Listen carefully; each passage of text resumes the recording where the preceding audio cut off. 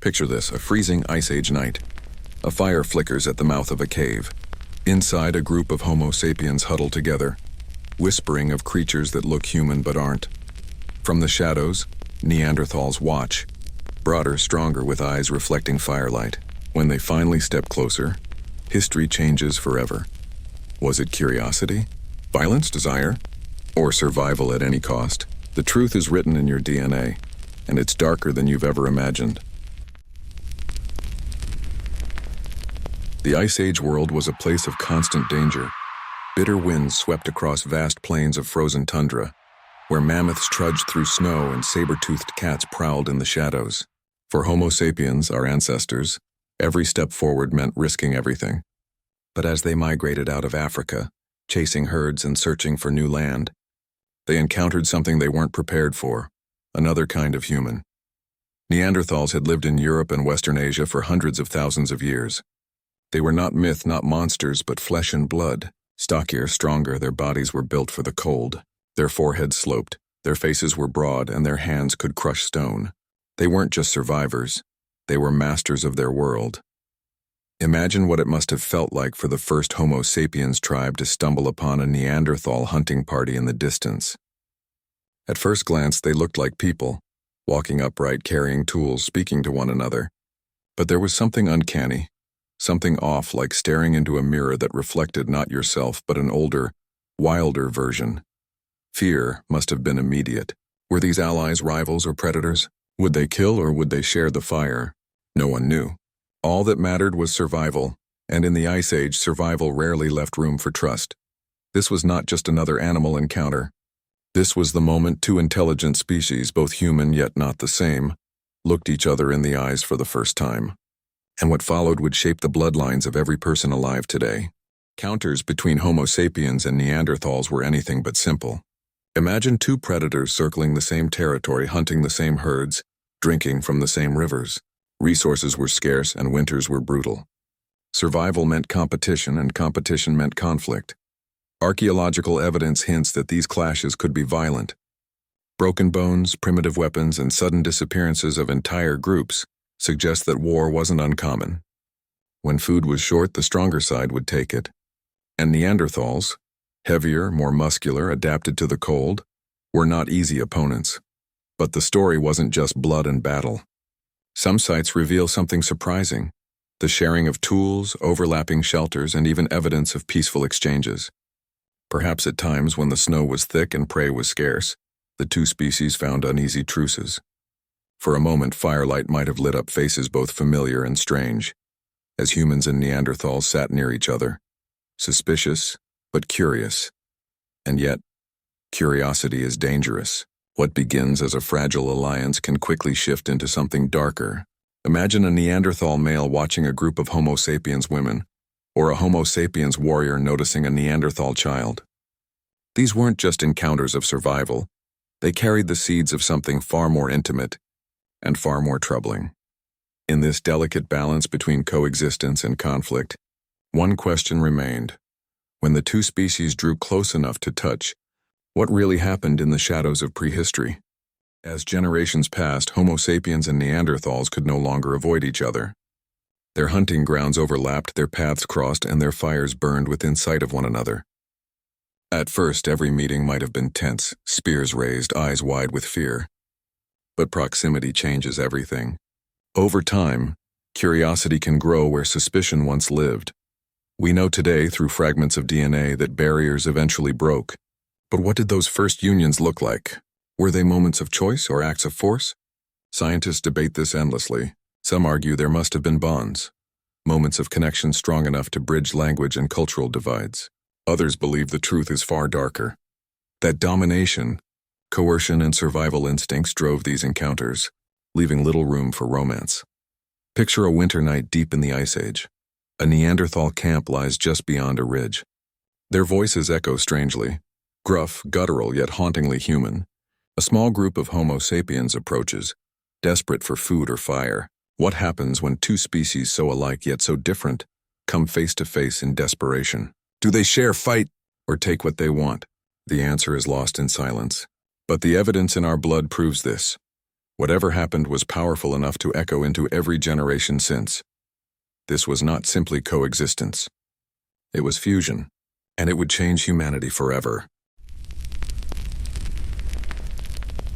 For centuries, people believed Neanderthals were a dead end, a primitive branch of humanity that vanished without leaving a trace. But in 2010, everything changed. Geneticists cracked open ancient bones and mapped the Neanderthal genome for the first time. What they discovered shocked the world. Their DNA was still inside us. Today, every non-African person alive carries between 1 to 4% Neanderthal DNA.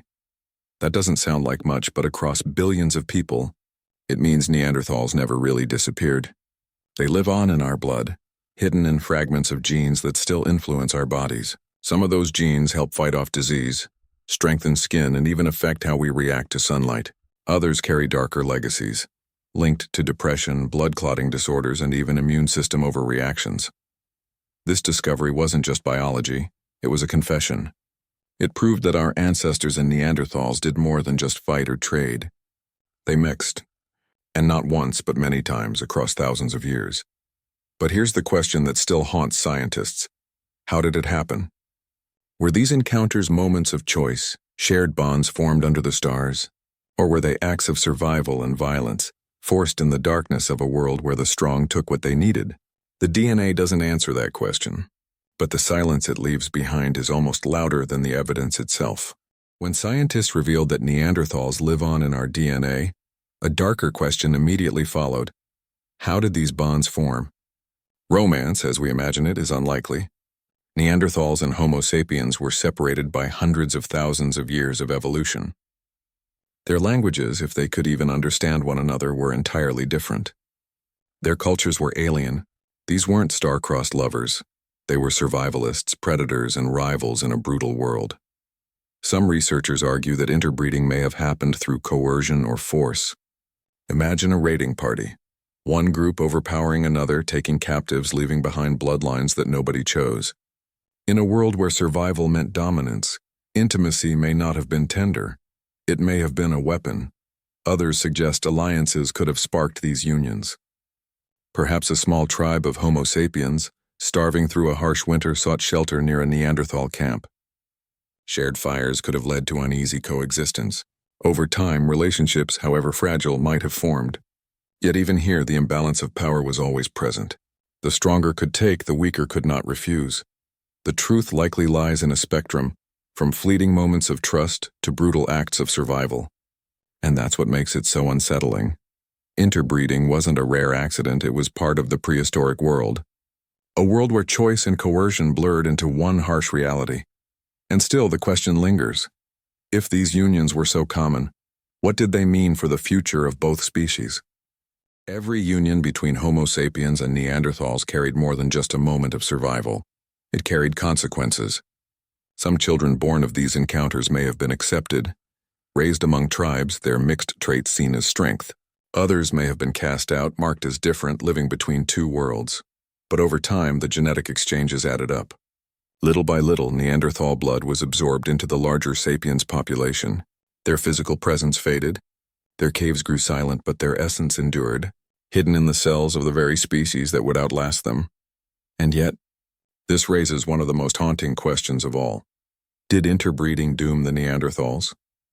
By mixing with sapiens, did they dilute themselves into extinction, vanishing not through war but through assimilation? Or were they already on the edge, weakened by climate and dwindling numbers, clinging to survival as sapiens grew stronger? Whatever the cause, the truth is undeniable. Neanderthals did not simply disappear. They became part of us. Their features, their strengths, their weaknesses, their shadows all flow in the bloodstream of modern humanity. The very act that might have seemed like desperation in the Ice Age became the reason Neanderthals never truly died. But here's the twist. If Neanderthals live inside us, what exactly did they leave behind? Was it a gift or a curse we still carry? The answer lies in our DNA, and in the strange legacies it continues to shape even today. If you're watching this right now, chances are you're carrying a piece of Neanderthal inside you. Every breath you take, every beat of your heart, every strand of your hair may hold tiny echoes of a species that vanished 40,000 years ago. It's like carrying a ghost you can't see, but one that still shapes who you are. Geneticists have mapped the human genome and found that between 1 to 4% of the DNA in non-African populations comes from Neanderthals. That might sound small, but think about it. Out of billions of people alive today, nearly everyone carries fragments of Neanderthal ancestry. It means their extinction wasn't absolute, it was transformation, and those fragments aren't meaningless. They influence your body in ways you'd never expect. Some Neanderthal genes helped our ancestors survive in harsh Ice Age environments. They boosted immune systems, strengthened skin, and even gave resistance against unfamiliar diseases. Without them, Homo sapiens might not have thrived in Europe and Asia, but not every gift was a blessing. Some of those same genes increase risks of depression, nicotine addiction, blood clotting disorders, and even autoimmune problems. It's as if the DNA of a long-dead species still whispers in our bodies, shaping both our strengths and our vulnerabilities. So when you look in the mirror, you're not seeing just a Homo sapiens. You're seeing a mosaic, part modern human, part shadow of a vanished people. And the deeper we dig into that legacy, the stranger and more unsettling it becomes. The legacy of Neanderthal DNA isn't only written in our bones and blood. It lingers in our minds. Scientists have found genetic fragments linked to mood, memory, and even how we respond to stress. In other words, the way you think, the way you feel, may carry traces of a species that hasn't walked the earth in tens of thousands of years. Some studies suggest that Neanderthal DNA is connected to higher risks of depression and anxiety. Others reveal ties to unusual sleep patterns and sensitivity to pain. It's as if their struggles in the Ice Age, harsh winters, constant hunger, endless vigilance, still echo in the nervous systems of their distant descendants. But there may be advantages too. Certain Neanderthal genes influence how our brains process information, sharpening survival instincts that once meant life or death. The heightened awareness that helped Neanderthals sense danger in the wilderness might now manifest as anxiety in a modern world of alarms, deadlines, and glowing screens. Think about it. Every time you feel restless at night, every time your mind races with worries, part of that could be an echo of a Neanderthal ancestor staring into the dark, listening for predators. Their fears became your instincts. Their vigilance became your inheritance. So the question is, are these fragments of Neanderthal psychology a burden we carry? Or are they the hidden tools that helped our species survive when so many others disappeared? When we look at the legacy of Neanderthal DNA, it's tempting to see it in black and white, either as a burden or a blessing. But the truth is far more complex. Their genes helped us adapt to new climates, resist deadly pathogens, and build resilience in alien lands. Without those fragments, Homo sapiens might never have spread across the globe, and yet the same legacy carries shadows. Higher risks of stroke, autoimmune disorders, nicotine dependence, even mental health struggles. These are the echoes of a survival strategy forged in a different world, one that doesn't always fit the modern age. So, are we better for carrying Neanderthal blood, or are we haunted by it? The answer is both. Evolution is never perfect. It's messy, brutal, and full of compromises. What kept our ancestors alive in an Ice Age cave might now leave us vulnerable in a world of medicine, cities, and technology. But perhaps that's the true secret. Neanderthals never vanished. They're not a ghost of the past. They are part of us, inseparable, encoded in every heartbeat and every breath. When you walk through a forest, feel the bite of cold air, or shiver in the dark, you carry their memory, not as a story in a book, but as living proof of bonds that should never have happened, yet did. And because of that, the Neanderthals are not extinct. They live in your skin, your blood, and your mind. Their story is your story. The story of Homo sapiens and Neanderthals isn't just about survival. It's about connection. It's about two human species colliding in a frozen world, competing for fire, food, and territory, yet leaving behind a legacy far stranger than extinction. We often think of history as something behind us. But the truth is, history lives inside us. Every heartbeat, every strand of DNA carries whispers of the Neanderthals, proof that our ancestors' choices, whether born of love, fear, or survival, are still shaping us today. And maybe that's the darkest secret of all. The line between us and them was never as clear as we wanted it to be.